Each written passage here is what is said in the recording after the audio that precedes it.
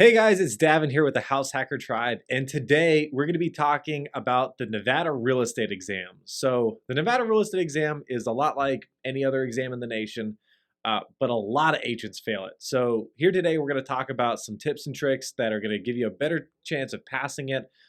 Maybe some of the topics that are going to be on the exam that you're going to want to look out for, and even some things that I get asked by a lot of real estate agents. So, if you're thinking about becoming a real estate agent, this is definitely the video for you. So, the first piece about the Nevada real estate exam that you have to realize is that Nevada law is a lot more complicated than a lot of other states. The real estate industry here is heavily regulated. Even though there's a lot of benefits like tax advantages to owning real estate in Nevada, there's still a ton of regulations that you're going to have to look out for. One of those things is the legal definition of real estate. So a lot of people think that they can just give an address and define a piece of real estate. So like your address might be 123 Main Street, but that is actually not the legal definition of your house. The legal definition in Nevada is often used with a parcel number. There's a meets and bounds method. That's where you actually use a physical object that's been around for hundreds of years, and you measure distances away from that using latitude, longitude, and all kinds of crazy formulas. And so that's another thing is there's some real estate math that's going to be on the test. That's usually going to be on the national side. So you're going to have a national portion and a state portion.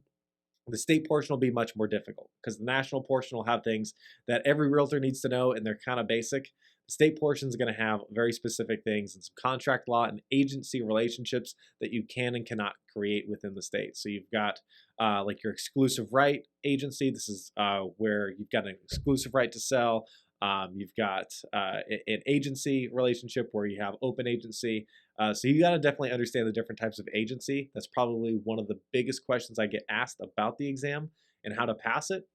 And my tip for you on how to pass it is most real estate schools give practice tests. And those are actually old real estate exams from the actual Pearson VUE Learning Center that, hosts the exam. And so just study those questions and realize that most of those questions will be on your test, and those are going to be your weighted questions, and they're going to throw some new questions at you that aren't even counted for or against you. So if you see a question on the exam that you don't know what it is, it's probably a new question that they're testing out to see if it's a good question or not, and don't even get worried about it. Most of the time, agents come to these questions, they haven't studied for them, and they start freaking out, and they start missing questions that they could have easily known. Just because they have bad test taking anxiety. So just know that this is going to happen to you and just be mentally prepared for it. And when it does happen, don't be surprised. Just keep moving forward and just kind of forget about the questions that you don't know. So those are some of my pieces of advice on how to passing the Nevada real estate exam. If you've got any specific questions, definitely comment down below. We might create a follow-up video for this. Or I might just answer down there because I see your comments and I try to reply as much as possible. So thanks for watching. If you're thinking about becoming an agent, reach out. We're here to help. Have a great day.